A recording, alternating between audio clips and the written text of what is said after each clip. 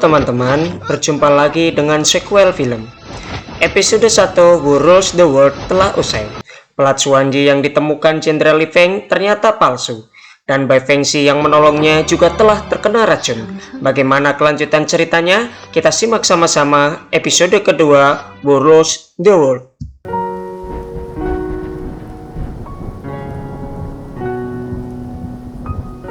Kondisi Bai Fengxi akhirnya membaik setelah dirawat oleh He Fengxi.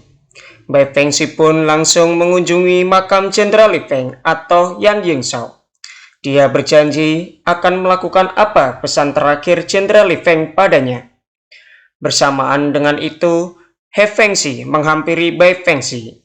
Seperti biasa, Bai Fengxi selalu menaruh curiga kepada kebaikan He Fengxi. Meski begitu, He Fengxi selalu baik pada Bai Fengxi. Bahkan pada kesempatan itu, He Fengxi mengingatkan bahwa racun dalam tubuhnya sudah ditekan. Namun, supaya sembuh total, dia perlu pergi ke kediaman Han untuk meminum obat pil hati dewa. Dan Bai Fengxi pun pergi meninggalkan He Fengxi.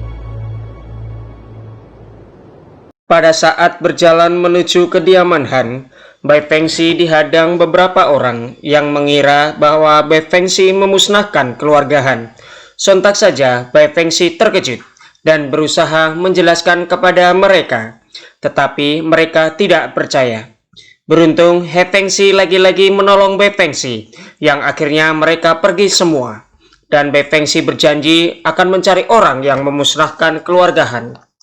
Rupanya kehadiran He Fengxi juga untuk menyelidiki kematian keluarga Han. Sesampainya di keluarga Han, Bai Fengxi dan He Fengxi memeriksa semua tempat. Mereka mendapati bahwa seluruh keluarga Han telah dibantai. Tetapi mereka tidak menemukan anak Tuan Han. Mereka pun mencarinya. Pada akhirnya anak Tuan Han ditemukan di salah satu ruang rahasia milik keluarga Han.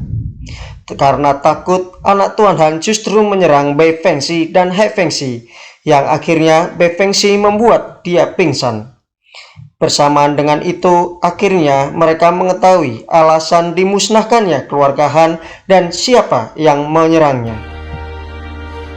Dalam perjalanan pulang kembali ke kediamannya, He Fengxi menyadari bahwa dia telah diikuti. Dan benar saja, akhirnya He Fengxi diserang oleh mereka. Namun, dengan kemampuan He Fengxi, mereka dapat dikalahkan dengan sekali serangan. Dan He Fengxi pun akhirnya menemukan fakta baru terkait dalang penyerangan keluarga Han, yang akhirnya membuat He Fengxi membatalkan pulang ke rumahnya dan kembali kepada Bai Fengxi. He Fengxi dan Bai Fengxi berdiskusi terkait penemuan fakta baru pemusnahan keluarga Han. Melalui uang perak yang mereka temukan, akhirnya mereka menyadari bahwa ada keluarga kaya di balik penyerangan keluarga Han. Berdasarkan uang perak tersebut, ternyata uang itu adalah salah satu milik dari keluarga kaya di kota Yu. Akhirnya mereka memutuskan untuk terus menyelidiki dan pergi ke kota Yu. Dalam perjalanan ke kota Yu, Bai Fengxi dan He Fengxi berusaha saling mengakrabkan diri. Dengan cerita masa lalu He Fengxi, karena dimanapun mereka berada selalu diwarnai dengan perdebatan.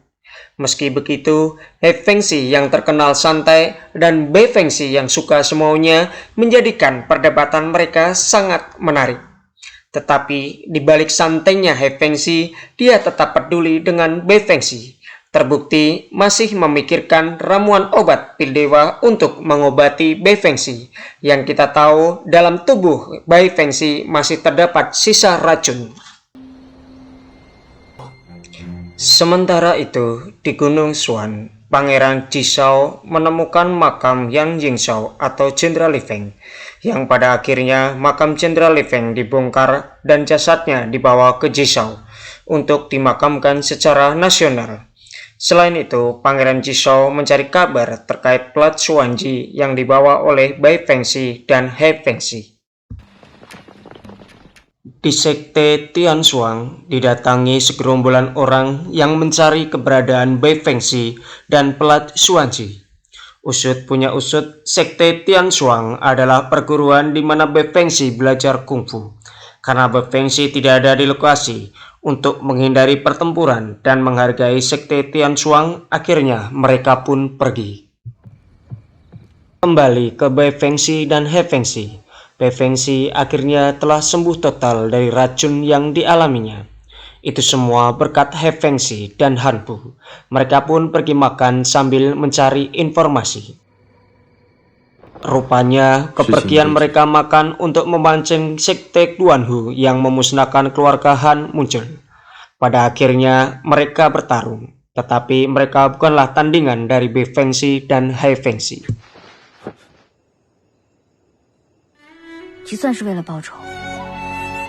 Kekalahan anak buah Sekte Duanhun melawan Bai Fengxi dan He Fengxi telah sampai pada pemimpin mereka.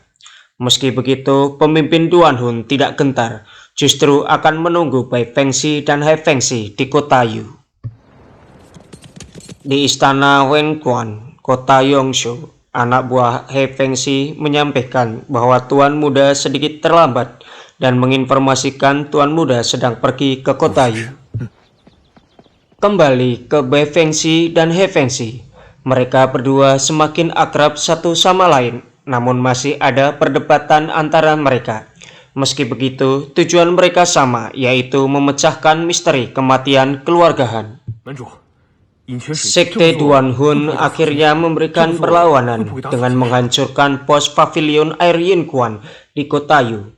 Kita tahu bahwa pavilion air Yinquan adalah milik He Fengxi, karena pavilion air Yinquan sebagai mata bagi He Fengxi. Berita hancurnya pavilion air Yinquan di kota Yu telah sampai pada He Fengxi.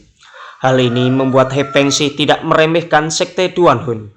Sebaliknya, dia lebih waspada dan atur strategi untuk melawan balik. Pada akhirnya, mereka memutuskan untuk menggunakan pihak lain untuk melawan mereka. Sesampainya di kota Yu, mereka makan di restoran Denglin. Rencana mereka akan memancing keluarga Qi untuk mencari mereka. Dan benar saja, Tuan Muda keluarga Qi terpancing dan mendatangi mereka. Tetapi Tuan Muda Qi tidak tahu siapa mereka dan dengan sombongnya melawan Bai Fengxi dan He Fengxi. Oke teman-teman, episode kedua Who Rules the World telah selesai.